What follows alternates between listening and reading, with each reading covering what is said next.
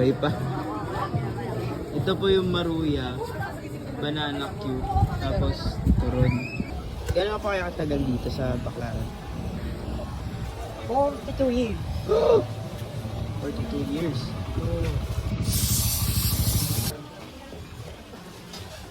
Nakailang saging po kayo sa isang araw? Almost 1.5. Wow. Bukas po kayo araw-araw po. Kahit naglilipara na yan dyan.